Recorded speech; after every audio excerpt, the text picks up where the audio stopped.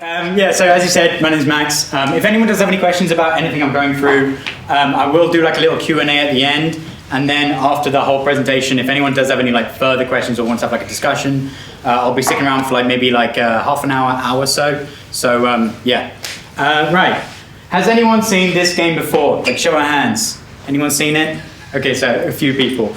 So if you've seen it, you've probably seen it from a Let's Game It Out video. Has anyone seen any of these? Okay, cool, wicked.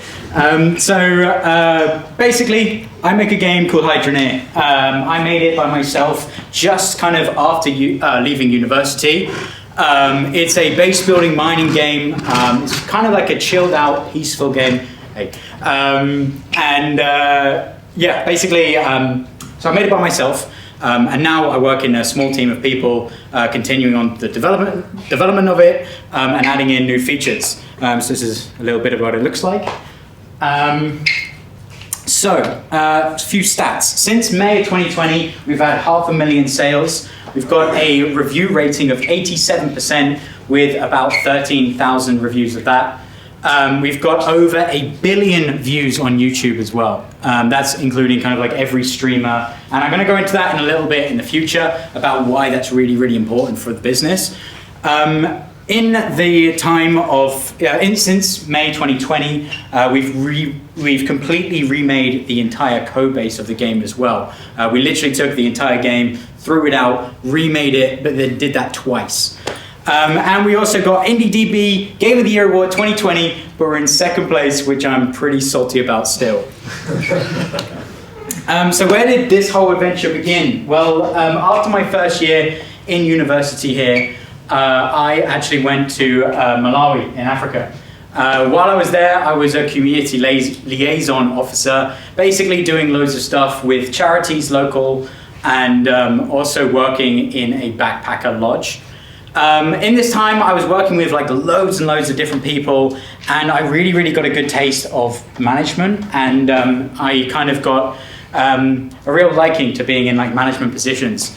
So I kind of knew I wanted to do something like that. Obviously, doing video game design at university, so I just finished my first year when I was there. I thought, you know what, I'm going to go back and I'm going to start making a video game. So. Next, Pete Allen, over here, the legend, the man himself. I was sitting in his lecture one day, and he kind of showed us blueprints. Now, Hydroneer is mostly made in Unreal Engine Blueprint. Some of you will know that Unreal Engine has C++ and it has Blueprint. Some of you may not know that Blueprint is way more powerful than what people say. A lot of people are kind of saying like, yeah, C++ is better, but don't listen to them. So this is not what our code looks like, but what some of your code might look like in uni. Probably mine did quite a bit. But Pete was being really, really helpful. Every single week he would sit me down, he would help me with the various little video games that I was making and really help me understand Unreal Engine Blueprint to become the programmer that I am today. Next was Richard Seabrook. He was a guest lecturer here for just a couple months. There's 4 of his games there that you might know. Maybe I think Gunsmith is the most popular one. He also made Prospect as well, which is like a spin-off of a Half-Life game that he used as a job application to Valve, and then Valve later just put it onto Steam as a product that he could sell. So he basically taught us the value of money and how video games can make a lot more money than you think. He showed us this really, really crappy game. I wish I could find it, but I genuinely couldn't find it. It was a game on Steam, and it had like 50 reviews. It was using like the default, you know, like when you make like a default project in Unreal, you use like the default boxes, the widgets and all that. You could tell like someone had made it in like a week. And we're all sitting there and he goes, all right, how much money do you think this game had made? People were like, oh no, $10, $100, whatever. And he was like, no, this thing has made $30,000. And we were like, okay, cool. So after that, I kind of realized maybe it was a good idea to make a video game by myself. So I had 4 main issues at this point. Number 1 is I had no idea how to sell a game. Number 2, I had no artistic skills and still don't really have any artistic skills. No audience as well. If I were to make a game by myself, like who's going to care about just one guy in his bedroom making a video game? And number 4 is I had no money. So how did I get through all 4 of these issues? Well, number 1, how to sell a game. In Charlie's modules, I made a crappy little pirate game, which Charlie did not rate very highly, and you can see why. It's got 10 reviews on it. But I took that game that I made, and I think this has done about 1,000 sales. And bearing in mind, it's like $1.80. So we're not going to make a lot of money off of that one. But I wanted to take a game that I'd made, you know, in a university project. I wanted to see what you would have to do to take like a kind of sort of a game, we'll call it, right? Not exactly a full game. How do you take that and make a Steam project that you can then sell as a product?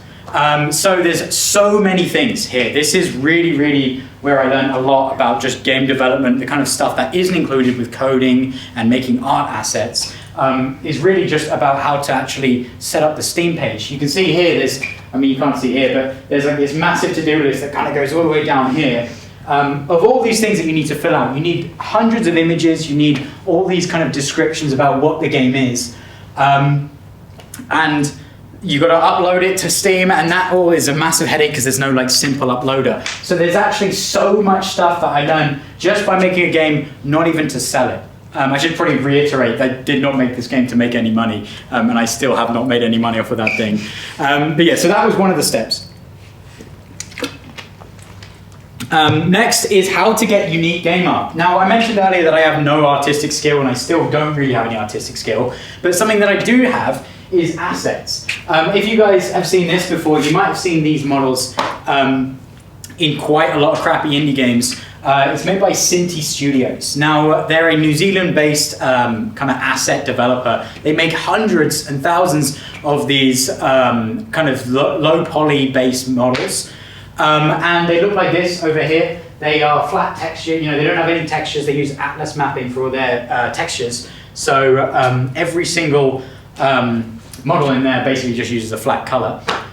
So I took that and I threw it in Substance Painter to make something a little bit like this. Basically, I used loads and loads of smart materials that I made. I basically made one smart material, then made a few hundred of those from one smart material to kind of get this like nice stylized effect in the game. So I went from having zero artistic ability to something that was kind of passable for a video game. Next is how to build an audience. Does anyone here know Thin Matrix on YouTube? Anyone watch any of his videos? Yeah, a few head nods. Okay, cool. Basically, I realized around this time that YouTube is a really, really good platform just to kind of like show off what you're getting up to and to get other people invested into your game. Around this time, I had maybe about, I don't know, 20 subscribers or anything for a very, very long time. But those people were really supportive. They would help with bug fixing and just generally showing other people my game, which kind of helped me along quite a bit. Now, I just make devlogs. It's just still kind of a small channel. It's only got like 19,000 subs, but it's still a really, really fun way to kind of communicate with my audience as well, to kind of see the developer behind the project. It makes it just a little bit more personal with the audience. And the last point is I had no money, so I used Patreon. So using that YouTube channel, I basically said to anyone, if you give us $2 a month, you can have access to the game. And obviously back then it was not even nearly really a game, it was just a technical prototype. The entire project actually just cost £1,000 from up until release. The entire amount of money I spent on the game was £1,000. So it really does go to show you can make a game by yourself with a little bit of money if you kind of put in the right tricks. Starting off in the game's development. So I'd finished university by now. I had a few months rent left on my place in Sharminster. So I thought, right, I'm gonna just 14 hours a day, like try and get a game out of this. After 3 days of development, I kind of, basically I didn't start out with a design document. I very much started at the start with just some simple kind of game mechanics and tried to figure out where the fun in the game was. So basically, after 3 days, I found this nice fun little kind of system of You turn dirt into resources, you turn resources into money, and then you buy tools to make that entire process quicker. Obviously, a very, very simple game loop. But I put in one very unique spin, and that's that there's no inventory system. So every single item in the world is completely just out there. Some players love it, some players hate it. It's obviously a very kind of unique game idea. I try to develop the entire game around the concept of what would it be like to develop a game with absolutely no UI or a very minimum amount of UI at that. Every item in the game has to be looked after, right? So if you have a shovel and you put your shovel somewhere, then you completely forget where your shovel is, then you've got to go buy another shovel.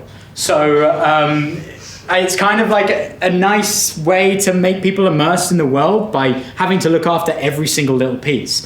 Also later on in the game, you can kind of start building houses and stuff. And if you've got a house with, I don't know, like you've got like 20 walls in this house, and you're placing down each individual wall, the player is going to step back after that and be really appreciative of the work they put into it. So I think that's kind of why Hydroneer works on kind of like a ground level. After that, about 3 weeks into the project, I started kind of designing the world. Obviously just using like Unreal Engine's landscape to kind of sculpt it, throw in a few of these models with the new textures that I made from Substance Painter. Realistically here, I just kind of wanted to get away from the code for a little bit. I was working like 14 hours a day on this project, trying to get it as a live playable prototype in 1 month. So literally getting away from code and doing a bit of like level design stuff was really, really fun. The game doesn't actually look like this right now, by the way. It looks way better than that, but this is just an old screenshot from a video. And it also, gives the audience something visual to enjoy. As I'm making this game and people are seeing it on YouTube, they can't really get invested in it if I'm just talking about game mechanics. They kind of need something a little bit more visual to get on board with. I also threw out a lot of work that sucked. After 4 weeks of development, the game was actually in a playable stage. So people on that Patreon pledging $2 a month or whatever could play the game. I made this vehicle system, you can see here. It's like each individual kind of square is a different thing that you can kind of place yourself. And it just really didn't work out well at all. It really, really sucked. I spent a few hundred hours of work on that, and I just completely threw it all away. If you're making any sort of game and you find out that something really isn't fun or is too janky or just doesn't look good, throw it away, it's not worth it. Moving on a little bit, this is kind of more about like just the general working with zero budget. You have to get a little bit creative. So this is my animation system in Hydroneer. This is the current one for our first person animations. It's extremely simple and saves us a lot of money. As I said, I didn't really have any artistic ability, so I couldn't do any rigging or modeling or anything like that. So I made this animation system. Basically, this top graph is the animation and movement component for using a pickaxe. And the bottom one is the rotation for using a pickaxe. So the top one is kind of, so in Unreal Engine, Z is up. So you're kind of, the pickaxe is kind of going like this, and then this bottom one is kind of cutting it like that. So together it's kind of like this nice little cutting maneuver. And that is basically just controlled all in this right here. It saves so much effort by making it really, really simple. Does the player know at the end of the day the difference? They completely do not. But does it save you a lot of time and money? Yeah, it does. This is another one. A good thing about making these YouTube videos is you get some really, really good suggestions. Sometimes a dumb developer has oversight, but player suggestions will either be terrible or they'll be great. There is no in between. You can see with some of these lovely suggestions I've had recently. Okay, let's fast forward in time. So the release date is set for 8th of May. I've got a month and a half. I've got 35 patrons, 300 YouTube subscribers, and 1,000 wish lists. Now, wish lists are really, really, really important for game development. You want to launch a game. I don't know if anyone here is making a game. Is anyone here making a game? Should be. Yeah, okay, cool. So before you release a game, you want to make sure 100% you've got about 50,000 wish lists. Wish lists are really, really, really important. And I had about 1,000 a month and a half before release. This was built up from my tiny YouTube audience of 300 people and my 35 patrons just affording me some beans to eat. And this is what that chart looks like here. So these are, every little spike here is one day, and you can see sometimes I'll release a video and it'll get quite a few views and I'll get a little spike there, but this is, was not a lot at all, and I was a little bit stressed. My goal for making Hydroneer was to make £30,000 in 1 year, so I could kind of, live off of that and make another game or continue working on it. I just wanted something really, really small and humble, and something that could basically get me food and a roof over my head. So after that, I had a little bit of a bump. So between these red lines here, this is that last graph you just saw. It's kind of scaled differently. So about 2 weeks to release, two of these Russian YouTubers just randomly found Hydroneer. They found one of my devlogs, or maybe someone told them about a devlog. And so both of them made some YouTube videos about it. It got about 40,000 views across both of their videos. And I was now at 33,000 wish lists, 2 weeks to release. So the ball starts rolling a little bit, and I start going, okay, right, well maybe there's, maybe I'm actually going to hit my target of £30,000 in a year. And the publishers started rolling in. Now I was really, really poor at this point. I had absolutely no money. And these publishers were the scummiest of the scummiest publishers. Yeah, I mean, you guys have heard all the stories about publishers, but these guys, they were someone else. They knew that I was poor, and they knew that my Steam release was coming up and I needed money for advertising. So they started going, Max, we'll sort your game out for you, we're going to give you £70,000 and we're just going to, take like 60, 70% of your game. And I'm like, So in the end, I just decided to tell them to go do one. And I had zero in the bank. So I had to get really, really crafty. I had, maybe 2 weeks at this point left to get my game off the ground.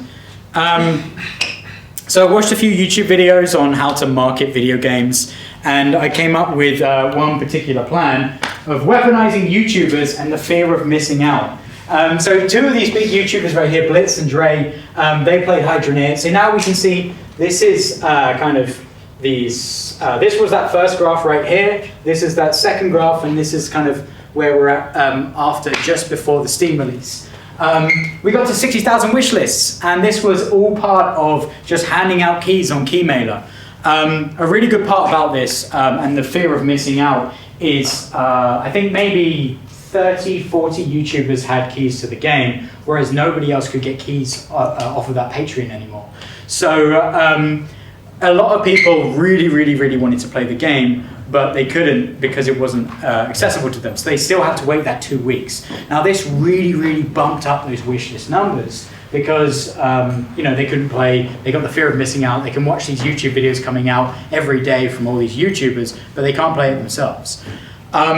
So that really, really helped us out into the opening of Hydroneer. So the launch, it was really cool. We got 50,000 sales in 1 week. I went from $0 to about $350,000 in a week, which was pretty awesome. I did 2 patches in 1 day. I didn't sleep for a few days. The bags under my eyes were insane. And I got stress-induced tinnitus as well, which I didn't even know was a thing. It was just like this ringing in my ears for about a month straight. I think eventually I got rid of it. This is me like doing a YouTube video like the night of the release. Just kind of sitting in my dingy bedroom working on the game. Post-launch, so we started off day 1, kind of review score of 77%, and I was pretty happy with that. Anything over 70% in my book was a win. Over that week, it kind of gradually went up to 83%, which I was really happy about. Now we're on 87%, so it kind of just gradually goes up and up.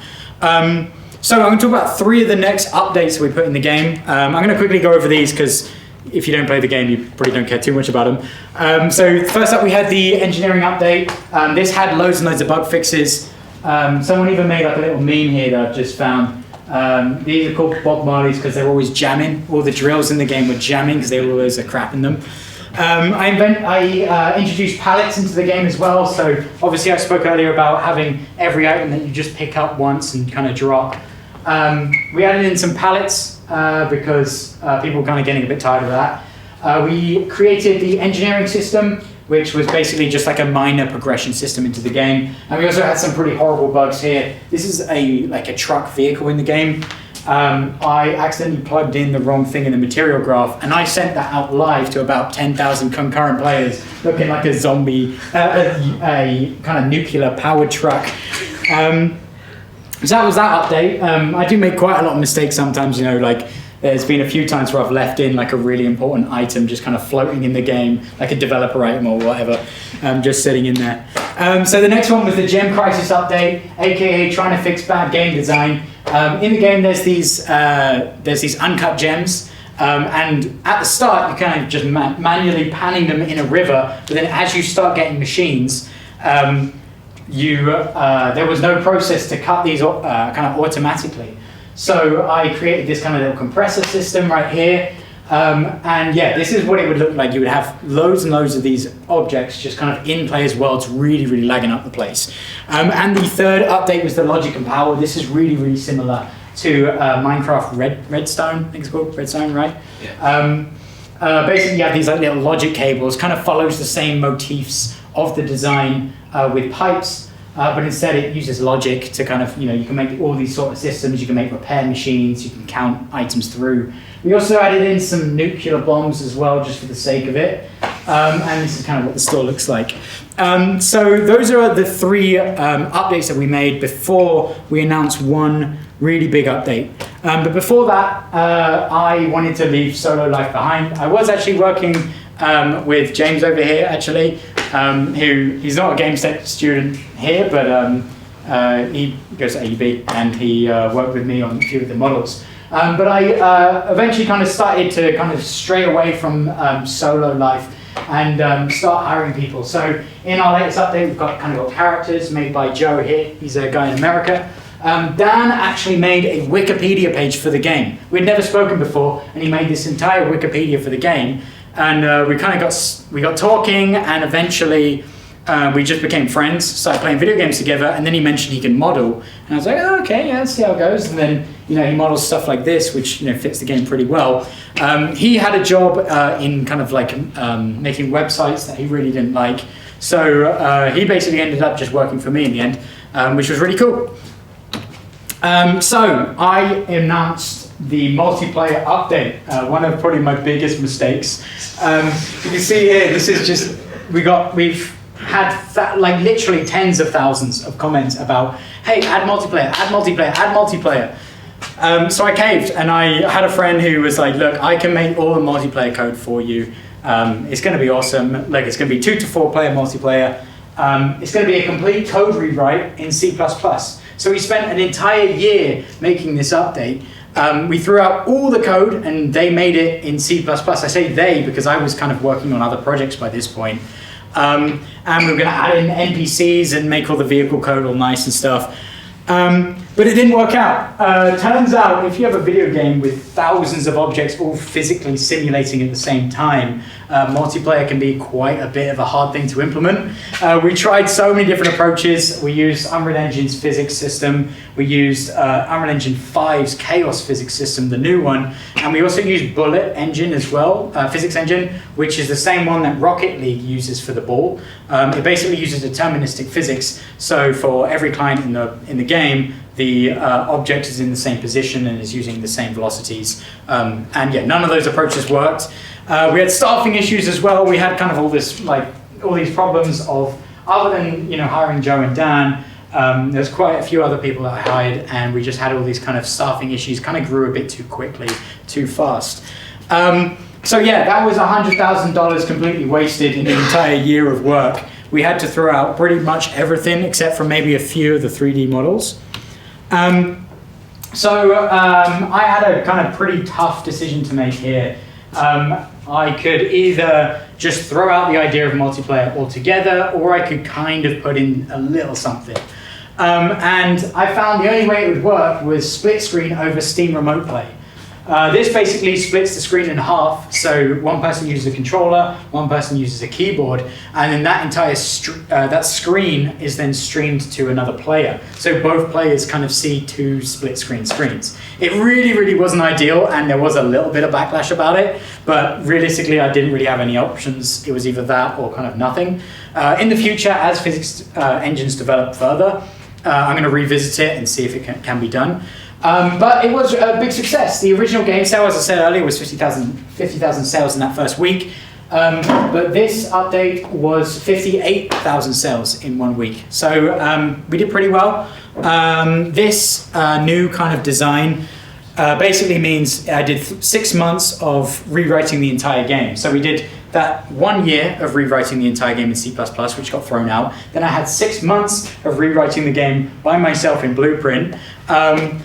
And we redesigned the gameplay at the same time as well. There was a lot of things that were just crappy design in the game that I wanted to throw out. And we remade a nice new progression system as well. Because it's all in Blueprint and I remade it from scratch, that means the entire code base was way, way tidier as well. And it made the entire project a lot faster to develop. We got a smaller, closer dev team now as well. We're all really, really good friends. And we have a fun time working together. Right, I might need a little bit of help on this one, if the video is going to work. So this is a trailer that I put out yesterday, actually, about what we're working on now. I don't think we got sound. Can I get some sound? Oh no, we do have sound, sorry.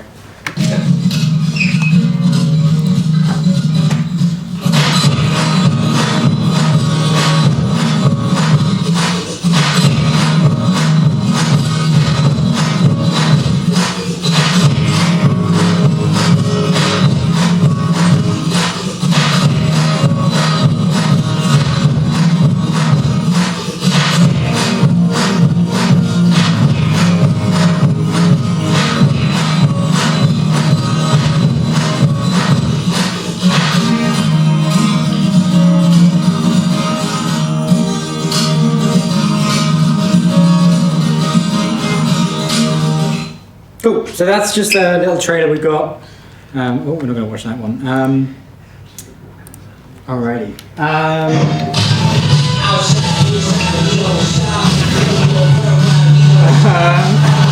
Okay, cool. I think it was a GTA trailer if anyone wants to watch that. Right. This is fantastic. Okay, cool, right. That's right, we're not going to recap on all of these again, is it? Right, okay, cool. So another part of this is I created some merchandise as well. This was just purely for fun. I wanted to basically create just a line of merchandise that didn't make us any profit at all, which was just for the players to enjoy and for something for us to enjoy as well. So we got some t-shirts in 3 different colorways. This isn't just an ad or anything, I'm not being that tacky. So we've got 3 different t-shirts. We also got this massive plush pipe. That's like a little mug I got next to it. So this thing is absolutely huge.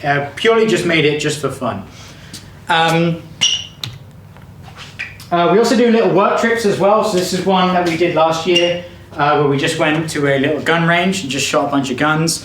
We kind of do all these things a lot. I'm sure when you folks graduate as well and go into different game development jobs, this is the kind of stuff you get up to on work trips. What lessons did I learn throughout this entire experience? Number 1 is solo developing is absolutely possible. A lot of people will just say, no, don't bother doing solo development. It's so much work. It's so, I made Hydroneer in 1 year with £1,000. So if I can do it and I'm an idiot, anyone can do it. Next one is scope is king. Obviously, keep everything in that small scope. Obviously, I made a game in a year, so the scope had to be relatively small for that.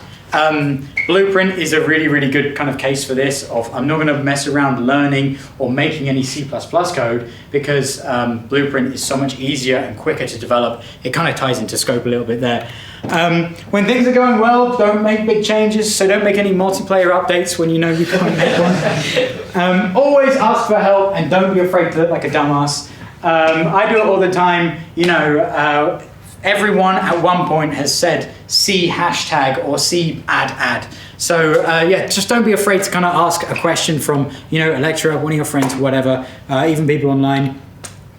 Sacrifices are important to success. Beware of mental health sacrifices, but kind of not going out on a night out to get more work done.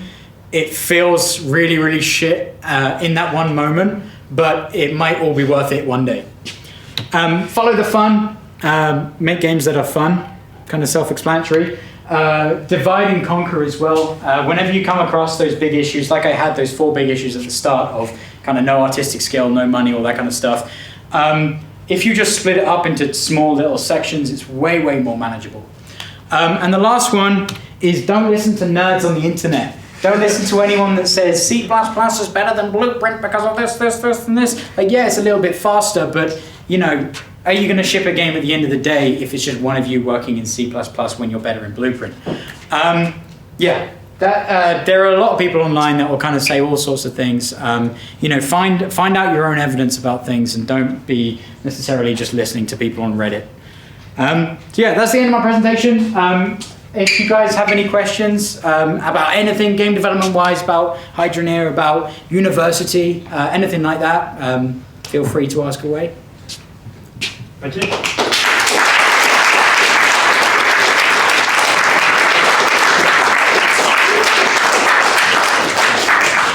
Does anyone have any questions at all?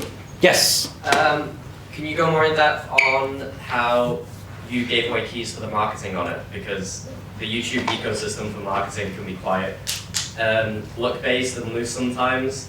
Okay. So yeah, totally. Like, how did you choose specifically who and how to target it? Yeah, that's a really good question. So, in fact, I probably should have covered that. So, Hydroneer is, you know, similar to lots of other games, right? What I would do is I would go on and find very similar games. Things like there's a game called Gold Rush, which is quite similar.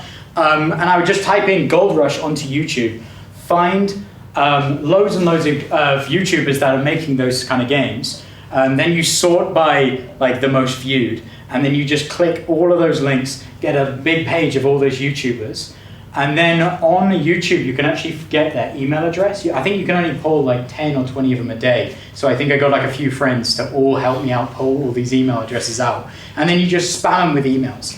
There's a really, really good YouTube video. If you do want to see it, email me and I can go and dig it out. But there's a really good YouTube video I watched about how to contact YouTubers. You know, literally YouTubers get thousands of emails every single day about all sorts of random shit. And a lot of really, really bad games. You know, now I've kind of got a bit of a rapport with some of these YouTubers like Let's Game It Out and Dre and Blitz. I talk to them about it, and they say they get thousands of messages every single day, all about just these random tiny games or big games, but some of them are really, really badly emailed across, right? They don't even put in like the store page or what the game's about or how they can get a key for that game. So I do recommend that video. I will, email me if anybody wants to actually see that video. Because it is, that's a really useful video. But yeah, the key is just to email them and just be straight up and be like, this is my game. If you want to check it out, here's a key. Keymailer is a really, really good free service for that as well. Basically, YouTubers apply on this website, and then you can see all of their stats. So we, for instance, said like anyone under 50,000 YouTube subscribers, we weren't going to give a key to in like in the first wave or so. And then we would just kind of start with the big YouTubers, then kind of trickle down a little bit. If that answers your question. Does anyone have any other questions? Anything? Yes. In the initial stages of development, when you're working through this, like 14-hour days, like every single day, do you have any tips for like staying motivated and just not straying away from that? It's a really good question. So while I was at university, I was working on like kind of other projects as well. And I was kind of doing these 14-hour days, and they were really tough. I kind of had to figure out a balance between it. I used to do this thing where, and it was really unhealthy and really dumb, I would stay up for 2 days at a time and then sleep for 12 hours. So I'd do 48 hours awake and then 12 hours of sleep. which I did for maybe like a week or two, and that just absolutely killed me. So it's all about like finding kind of the right balance with that. As for staying motivated, I just had this like really unnatural drive, just being like, if I work hard enough, if I put in a disgusting amount of hours, eventually something will come out of it. And will that lead to a £30,000 a year kind of project, or will that lead to something a lot more than that? And yeah, I think it's just that, like, having that kind of drive and just like, it sounds so corny, but believing in yourself. That's really, how I kind of like mentally kind of got myself prepared for that. Yeah. Is there a question of it? Yeah. Why did you choose Patreon over Kickstarter? So that was around 2019 or so when I started working on Hydroneer. There was a bit of like Kickstarter kind of had this like little bit of a dip where if a game didn't succeed on Kickstarter, it would eventually you wouldn't be able to get picked up by any publishers. And publishers are kind of like your safety net. If you don't want to go for a publisher, I still use them as a safety net of like, eventually if I really need them, then I could kind of start approaching them. But a failed Kickstarter will never kind of generate any momentum with publishers. So Patreon just kind of seemed like the smarter role, especially instead of people pledging some money on Kickstarter and you promising to deliver something. With Patreon, it was very much more like, if you give me $2, this is what you're getting. So I think it's like from an easier approach that I kind of appreciated. I mean, Kickstarter is great and everything, and it's more about, if you're making a project like this, it's more about what works for you and less about what other people are doing. But yeah, it's just what kind of worked for me. Yeah. Any more questions at all? Yes, mate. Surely it costs a lot more than like £1,000 to live while you were making the game. That's a very good question. Like a job, or will you just have the money left over? Yeah. No, that's a really good question. So I basically worked 1 or 2 days a week at a bar, just locally, which was really good for my actually, obviously I was seeing friends and stuff, but it was still nice to get like a dedicated day or two a week, or afternoon or two a week, to actually kind of like socialize and kind of like mentally kind of keep up to date with things, especially kind of as COVID was just coming in. So yeah, I basically lived off of money from Patreon and my bar job as well, kind of giving my parents a little bit of rent money. I mean, I was very lucky to have parents that wouldn't charge me too much rent. So yeah, that's kind of how I did it, but nice spot there. I probably should have mentioned that earlier, right? Thanks for calling me out my bullshit. Yeah, any other questions at all? Yes, mate. What are the things that you wish you did and the things that you wish you didn't do?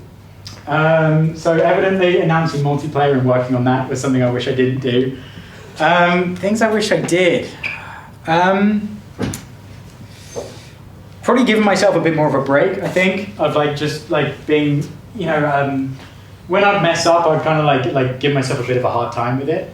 So I think just kind of giving myself a bit of a break and being like, come on, man, like this is the first time you're doing this. Yeah, I think that's kind of important. I wish I kind of gave myself a bit more of a break with that. I think with anything, going through university as well, of like, you fail a uni assignment, I wouldn't give myself a good break when, it's the first time you're doing uni, so yeah. Anything else? Anyone else? Yes. What advice can you give to a year one student? Learn Unreal. I don't know. What subject are you in? Games software engineering. Okay, so you do like what kind of stuff do you do with that? Because our courses have changed and stuff. But C++ programming, a little Unreal Engine, of course, not as deep I'm assuming compared to the game design student, and game design principles. Okay, so I would probably say like something that I really didn't do in my first year, which I really wish I did actually, is just make like little prototype projects outside of university. You guys you folks are here because university is game development is really fun, right? Like we all find it fun. So actually making things outside of your assignments is a fun thing to do. I would regularly, I would stop playing video games in the evening and go, yeah, I'm gonna go make something for a little bit. Because it's as fun for me as it is playing a video game. And if it isn't fun for you, then find a bit of game development that is fun for you. You know, if you don't really like texturing, then just make the model and get someone else to texture it for you. I think that, you know, you kind of fall in that trap of being like, I'm working on game development assignments all day long. I don't want to then spend my free time making game development assignments. But if you kind of get in the headspace of like, this isn't to do with university, this is to do with me having fun, then I think it just becomes way more fun, and at the end of it, you get a lot of good skills. Anyone got anything else? Yes. Some kind of follow-up on that one, but something that you mentioned the other day when we had a chat. You said that, you know, when you're starting with the game, you were talking to other peers, you know, the guys who were studying with you, and you ended up doing it on your own. Can you maybe kind of reflect on that, how it happened, why it happened? Do you think it was better? I mean, would you do it better if you did it from, you know, from the beginning with someone else? So it's really tricky because I had loads of friends that wanted to make video games as well at the same time, but a lot of them didn't really have like the kind of drive to go through with it. So I would be like, guys, let's go make a video game together. And you get a group of like 5 different people all wanting to make a video game. But then if you're the only motivated one, then you've got to be, you know, hitting them up all the time, kind of it affects your friendship a little bit, going, hey, did you finish this thing? Did you finish that thing? So if you are looking to kind of like form a group with other people, kind of do it quite naturally and find people that are like genuinely really interested in making a video game and actually want to put in that time, because a lot of people will kind of say, you know, I really want to make this thing, but then not actually go through with it. I kind of experienced that quite a lot, and it did quite affect a few friendships. So if you are kind of looking to do something similar to this, or do something with a group of people, just make sure you are doing it with people who would flow in nicely into the kind of project. Now, naturally, I kind of hire people for my own studio I really only hire people if I actually need someone to do that job, right? A lot of game studios will go, right, I'm going to need another 5 programmers just in case. Whereas now we go, right, okay, work is getting quite stressful for the modeling team, so maybe we'll add in a new modeler into the team. And working kind of dynamically like that makes it a lot easier than just kind of like picking a bunch of people and trying to kind of squeeze them all together and sharing a workload like that. Yeah. Yes? Obviously there's a lot of things that go into making a game, like the actual design, like modeling and development. Can you like speak on sort of how you invest your time into learning different things and how you combine them? Yeah, I would say I kind of learned everything from a like very linear, dynamic kind of progression. So I started off just making something in Unreal Engine with a bunch of gray boxes, right? And then I went, all right, cool, I need a little model for this. So then I went to go model something, then I learned kind of how to texture that thing. And then all of a sudden, like I added in like a snowy area, so I had to figure out how to adjust my textures to look snowy. I think that's kind of a tricky question, because you kind of just, you got to have a starting point, and then as you move through that starting point, you learn new things. So like programming, right? You might learn how to do like a little line trace to shoot a gun, but then you want to learn how to make an inventory system to carry that gun and ammunition to load into that gun. And you figure everything out in like a very linear fashion with learning and game development. So that's why I think having like your own little personal project is really useful, because you learn something very naturally towards what you're actually learning. Sorry, that was a really tricky question. I think there was a question at the back. Yes. How did you manage your social life, and what would you change if What social life now? Kidding. So genuinely, I had some really, really, really good friends at university. Everyone would kind of understand what I was going through, as in like making a video game, and everyone was really, really supportive. It was quite tricky because, you know, working these 14-hour days and taking sacrifices socially,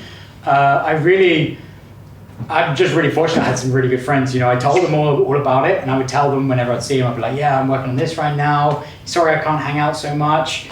I remember one day we had, I was living in Winton in Malmesbury Park Road, and we had this house party, and I had like a YouTube video to make that night.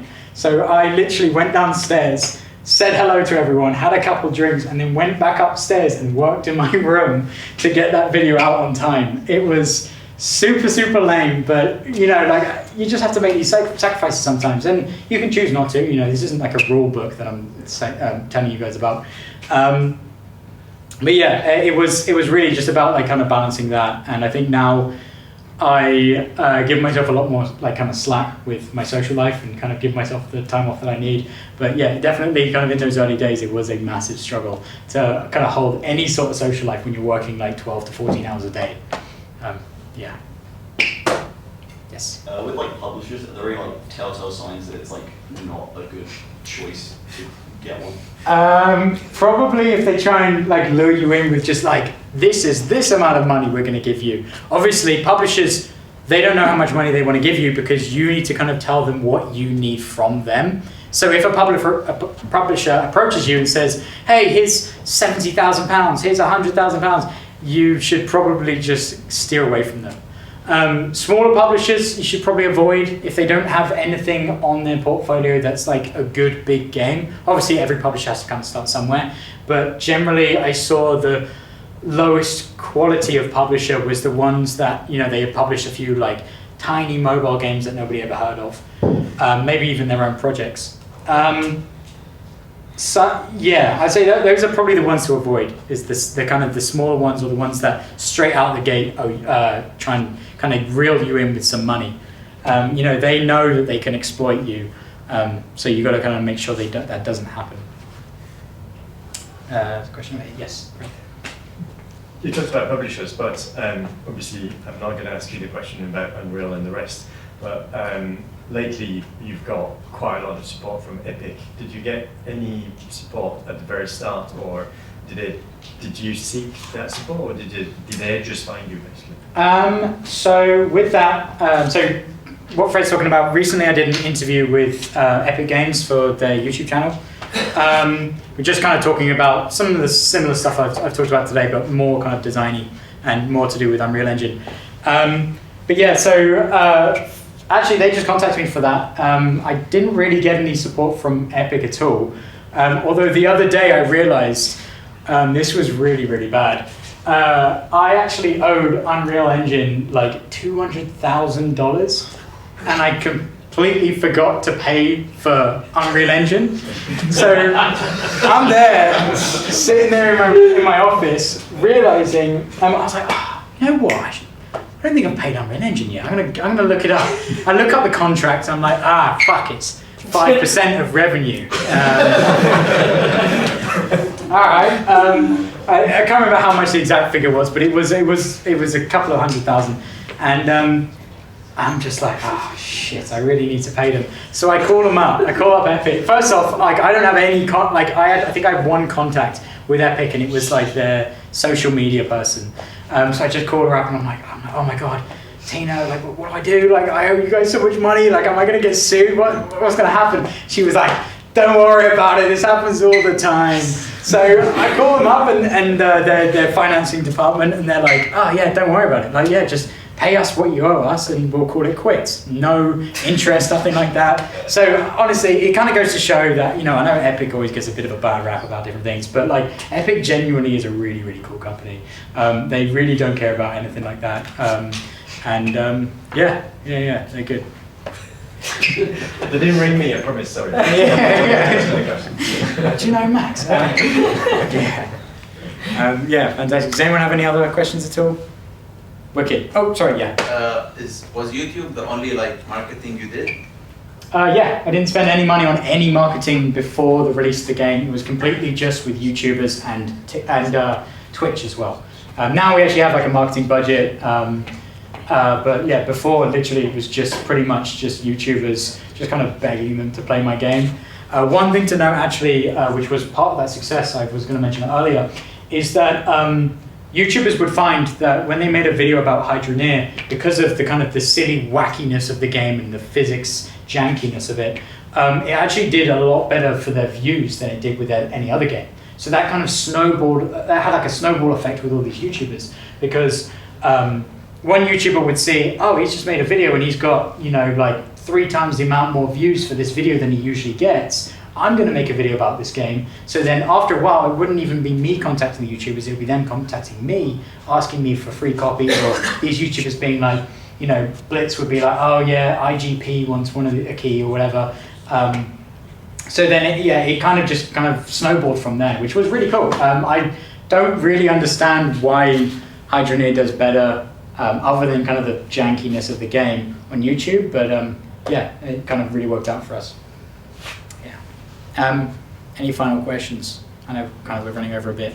Yes? Can I play your game on a potato? Yeah, you can actually. So Hydroneer is actually on NVIDIA's GeForce Now. It's kind of like what basically Google Stadia was meant to be. I don't know if anyone uses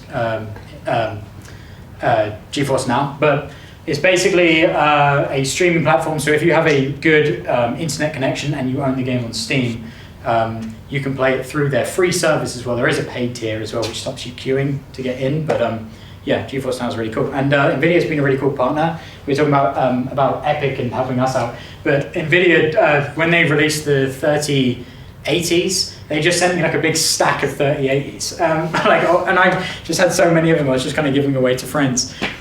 So yeah, they're pretty awesome. And I think all I had to do was like add in DLSS into the game, which was basically an Unreal Engine plugin. So yeah, very happy about that, and so were my friends. Yeah. That's why they all did. Yeah, Charles. Yeah, I'll grab the last question and cheat. Yes, okay. What next, Matt? Is it more pipes back to the pirates? If only we're going to leave that crappy game in the gutter for now. Next is, the new updates for Hydroneer. We're going to continue working on Hydroneer. I want to maybe expand the studio out a little bit. Right now we're looking for a new modeler. So any modelers here about to graduate?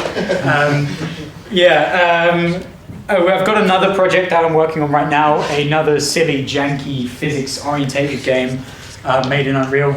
And it's super secret, so I can't actually tell you guys about it. But